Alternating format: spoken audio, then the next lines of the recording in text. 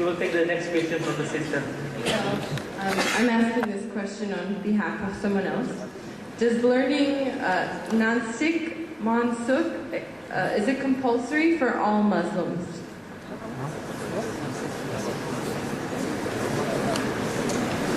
I believe some Muslim sisters have given the question. Break the queue, but I have to answer. What sister is asking about Mansukh means verses of the Quran are abrogated. We say in Arabic that Mansukh and Nasukh means abrogated, not. This is the verse in the Quran in Surah Baqarah, chapter number 2, verse number 160 says that we have never caused a single verse of the Quran to be forgotten, but we replace it with something better or similar. The verse of the Quran that we do not cause any verse of the Quran to be forgotten, but we replace it with something similar or better. Now this verse of the Quran, there are two meanings. One meaning is that there were many other revelations of the Quran that came. Torah, Zabur, Injil and the Quran. Torah is the Wahi, the revelation which was given to Moses, peace be upon him. Zabur is the Wahi, the revelation given to David, peace be upon him. And Injil is the Wahi, the revelation which was given to Jesus, peace be upon him. And Quran is the Wahi and revelation given to Prophet Muhammad, peace be upon him. So this verse says, we do not cause any verse to be forgotten, but we replace it with something similar or better. This may mean that all the earlier verses, revelation that came, whether the Torah, whether the Injil, whether the Zabur, Allah has sent the Quran verses which are similar or better. This is one explanation. The second explanation is that if it refers to the verses of the Quran itself, that we do not let any verses of the Quran be forgotten, we substitute something similar or better. And there are certain scholars who say that there are certain verses of the Quran which are abrogated. Now, if you mean abrogated means they should not be followed at all, I disagree with it. Abrogation of two types. One is that it no longer has to be followed today. Other meaning is the new verse which has come, it is far superior. So by following the second verse, the first verse is indirectly followed.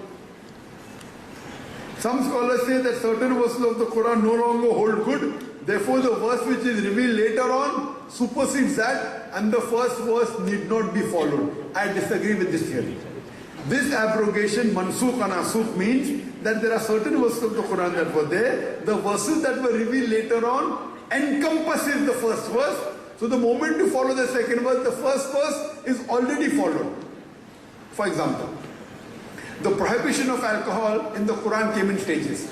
The first verse regarding alcohol to be revealed was Surah Baqarah chapter 2 verse 219, which says that when they ask thee concerning alcohol intoxicants, tell them in it is loss as well as profit. The loss is more than profit. This verse does not say that alcohol is prohibited. It says in alcohol there is loss and profit. Loss is more than profit. Only one thing. The second verse of the Quran to be revealed regarding intoxicants is Surah Nisa chapter 4 verse 43, that do not pray when you are intoxicated.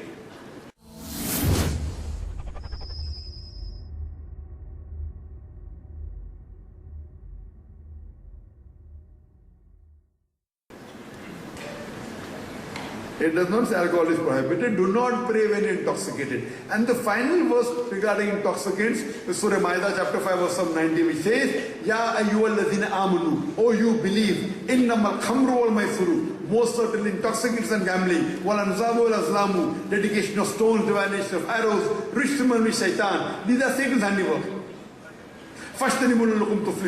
Abstain from this handiwork that you may prosper. Here Quran says that intoxicants, alcohol is prohibited. But the first verse of the Quran doesn't say it is prohibited. The last verse says it is prohibited. But both are applicable. The last verse of Surah Ma'idah chapter 5 verse number 90 encompasses the first verse. Only following Surah Ma'idah chapter 5 verse number 90, alcohol is prohibited. But even the first verse is applicable. In alcohol, yet there is profit and yet there is loss.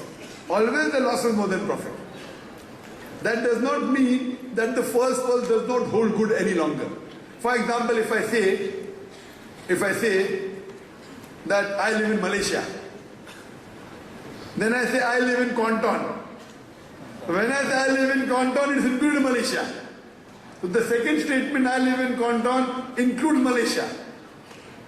I don't have to say, but yet I live in Malaysia. I'm not living outside Malaysia. Correct? I'm giving a lecture in Malaysia, I'm giving a lecture in Canton. Both are not contradictory. The second one encompasses the first one. So similarly, when the verses of the Quran were revealed later on, it encompasses the first one, but the first one is also correct. Because there can be no contradiction in the Quran. Some scholars say the first verse need not be followed. Quran is very clear in Surah Nisa, chapter 4, verse 82. أَفَلَا يَتَدَبَّرُونَ الْقُرْآنَ وَلَوْ كَانَ مِنْ عِندِ غَيْرِ اللَّهِ لَوَجَدُوا فِيهِ اخْتِلَافًا كَثِيرًا. Do they not consider the Quran with care? Had it been from anyone besides Allah, there have been many contradictions. So Quran cannot have contradictions. So sisters, these are the verses of the Quran, that sometimes the verses came in stages. The last verse which was revealed encompasses the earlier verse. So if you follow the guidance of the last verse, the earlier verse is also encompassed in it. That doesn't mean that it is obsolete, it's yet valid today. Hope that answers the question. Thank you. Thank you.